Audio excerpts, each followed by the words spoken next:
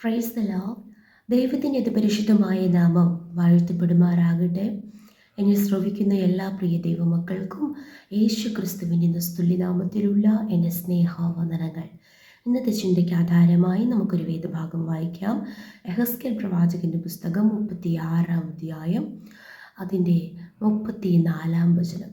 അവിടെ നാം ഇങ്ങനെ വായിക്കുന്നു: വഴി പോകുന്ന ഏവരുടെയും കാഴ്ചയ്ക്ക് ശൂന്യമായി കിടന്നിരുന്ന പ്രദേശത്ത് കൃഷി നടക്കും. Price the Lord.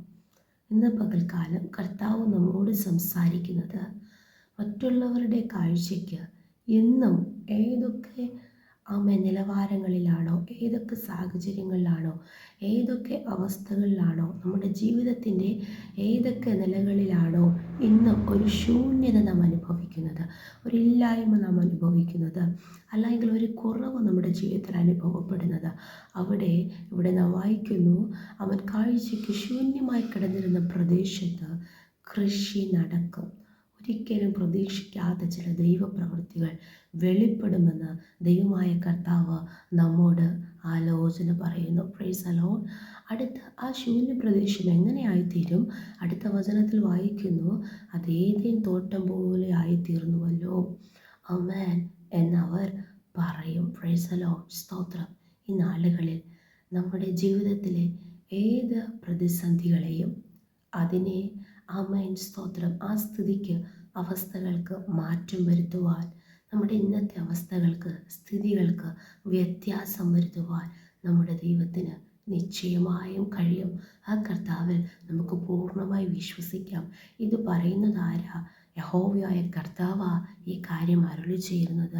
ആ ദൈവത്തിൻ്റെ പ്രത്യേകത അടുത്ത വചനത്തിൽ വായിക്കുന്നു: ഇടിഞ്ഞു കിടന്നിരുന്ന പട്ടണങ്ങളെ യഹോവയായി ഞാൻ പണിതു, ശൂന്യ പ്രദേശത്ത് നടുതല വെച്ചുണ്ടാക്കിയെന്ന് നിങ്ങളുടെ ചുറ്റും ശേഷിച്ചിരിക്കുന്ന ജാതികൾ അന്നറിയും.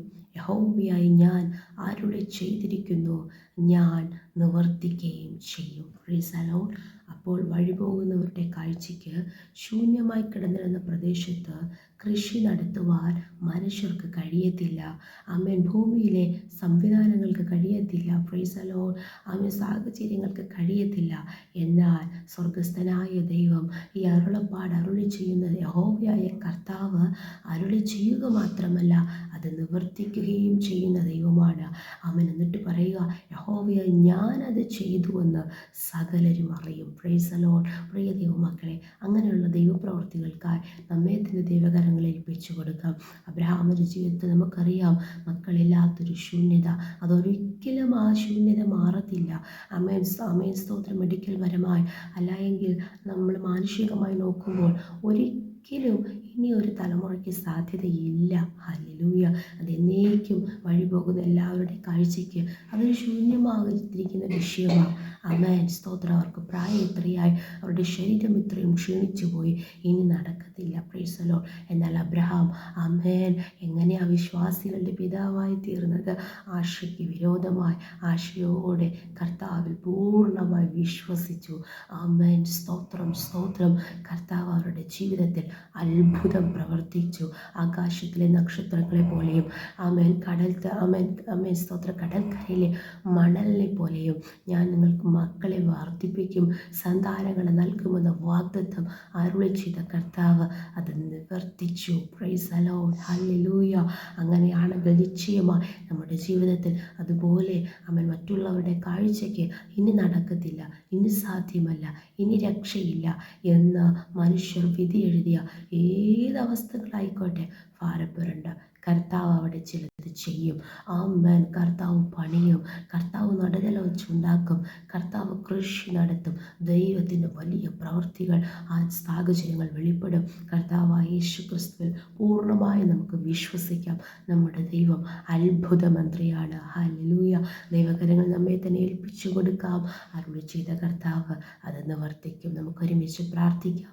നല്ല ദൈവമേ, സ്വർഗ്ഗസ്ഥ പിതാവേ, അനുഗ്രഹിക്കപ്പെട്ട ഈ ദിവസത്തിലും അങ്ങ് ഞങ്ങൾക്ക് നൽകിയ ആലോചനയ്ക്ക് സ്തോത്രം. കർത്താവെ, ഞങ്ങൾ പൂർണ്ണമായി വിശ്വസിക്കുന്നു. കർത്താവെ, സ്വർഗത്തിലെ ദൈവം വലിയവ ചെയ്യുന്ന കൃപയ്ക്കായി സ്തോത്രം.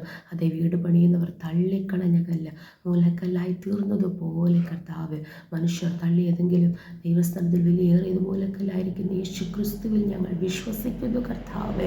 ഓ ജീവനുള്ള കല്ലായ അങ്ങയുടെ സ്ഥലത്തിൽ ഞങ്ങൾ അടുത്തു വന്നിരിക്കുമ്പോൾ സ്വർഗത്തിലെ ദൈവം ഞങ്ങളുടെ വസ്തുക്കൾക്ക് സ്തുതികൾക്ക് വ്യത്യാസം വരുത്തി വചനം കേട്ടുകൊണ്ടിരിക്കുന്ന ഓരോ പ്രിയപ്പെട്ടവരെയും ദൈവം അനുഗ്രഹിക്കുന്ന കൃപകൾക്കായി സ്തോത്രം ചെയ്യുന്നു.